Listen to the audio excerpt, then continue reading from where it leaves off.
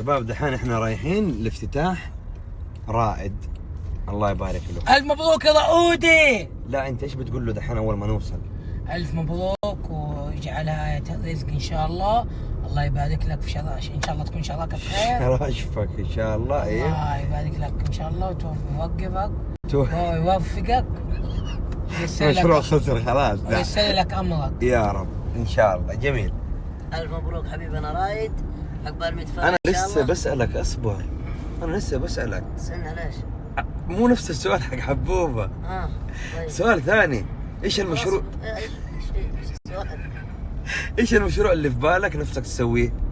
ايس كريم. ها؟ ايس كريم، ايس كريم.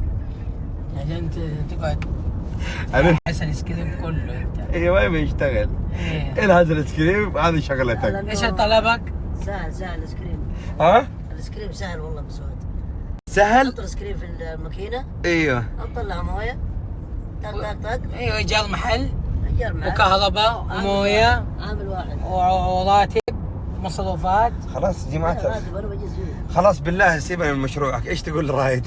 الف مبروك يا رايد حبيبنا، وعقبال 100 فرح ان شاء الله. ايش بتقول له يا بدون نفس؟ ما دقت اكل. لسه ما دقنا ما اكل دقنا صح؟ شيء، كيف نبارك له من قلبنا. صح.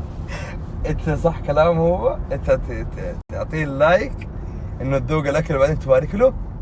لا انا واثق انه رائد يعني دخل شراكه في مطعم لذيذ. هذا الكلام، هذا فاز علي. هذا الكلام، شوف كيف يتكلم. فاز علي والله. نذوق الاكل يعني معقوله خوينا رايد حيسوي شيء مو كويس وما يبيض في وجهه؟ عشان الناس لا يقولوا فايز جامل، لازم اذوق الاكل عشان اقول له الف مبروك. هذا مو مجامل، هذه مو مجامل، احنا واثقين من خوينا. صاحبنا خوينا ما حيقدم الا شيء طيب يرفع الراس. اكيد. والله عيب اللي قلته ذا، والله عيب اللي قلته وقت افتتاحه. تكبر خروج زيه انت. عزمك، هو عزمك عشان كذا شخصنه.